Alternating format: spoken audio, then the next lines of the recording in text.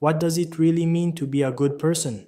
I think a lot of people quietly ask themselves this, especially at night, when everything gets still, not whether they look good, sound good, or seem good to other people, but whether they are actually good in the moments that matter. Because being a good person is not as simple as having good intentions. It is easy to believe we are good when life is comfortable, when nobody is testing our patience, when nobody hurts us, and when kindness costs us nothing. But character is rarely revealed in easy moments. It shows up in pressure, in disappointment, in power, and in the small private choices no one else sees. A lot of people want to be seen as good. Fewer people are willing to do the quiet work of becoming good. And I think that is where the real conversation begins. Being a good person is not about being perfect. It is not about always saying the right thing, never making mistakes, or trying to look morally pure. No human being lives like that. We all fail. We all have selfish moments, impatient moments, weak moments, and moments we are not proud of. So maybe being a good person is not about never falling short. Maybe it is about how honestly you face yourself when you do. A good person is not someone who never hurts anyone. A good person is someone who can admit when they were wrong, take responsibility, and try to do better.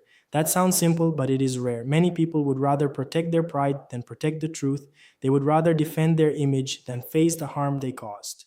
And that is why humility matters so much. Humility is not weakness. It is the strength to say, I was wrong. I let my ego speak louder than my values. I hurt someone. I need to grow. Without humility, goodness becomes performance. Another part of being a good person is how you treat people when there is nothing to gain. This is where character becomes very clear. Anyone can be kind to someone important. Anyone can be polite when it benefits them.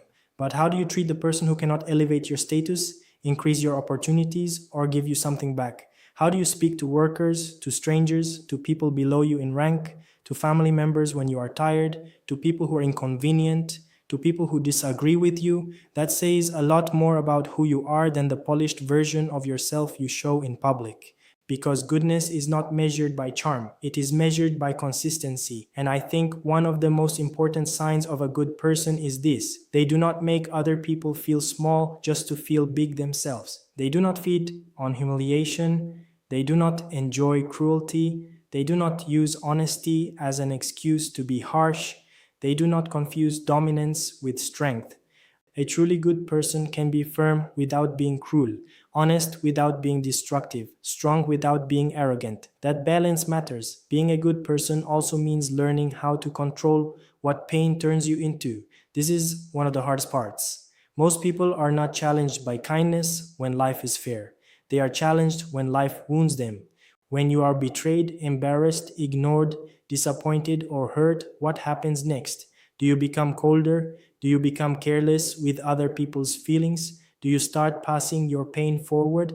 This is where many people lose themselves. They suffer, and then they let suffering become their identity. They tell themselves the world is harsh, so they must be harsh too. They stop being soft, not because softness is weakness, but because they are afraid of being hurt again.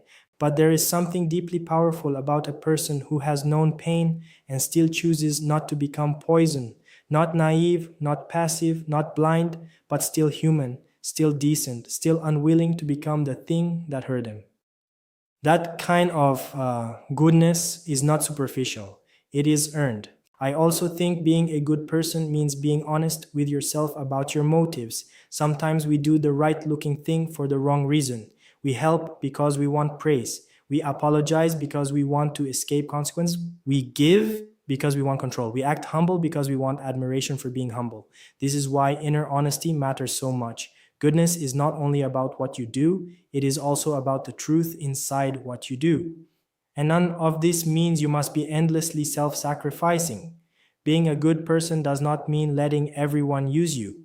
It does not mean saying yes to everything, tolerating disrespect, or abandoning your own needs. Some people think goodness means being available to everyone all the time. It does not. A good person can have boundaries. A good person can walk away. A good person can protect their peace. A good person can say no, because goodness without self-respect becomes resentment, and resentment eventually leaks out in other ways. So maybe the real goal is not to be nice all the time. Maybe it is to be grounded in values that remain steady even when emotions change. Values like honesty, fairness, kindness, accountability, patience, and respect. Not perfectly, but sincerely.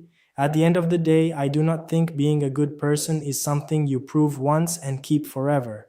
I think it is a daily practice, a series of ordinary choices. The way you speak when you are irritated, the way you act when no one is watching, the way you carry power, the way you handle mistakes, the way you respond to weakness, both in yourself and in others.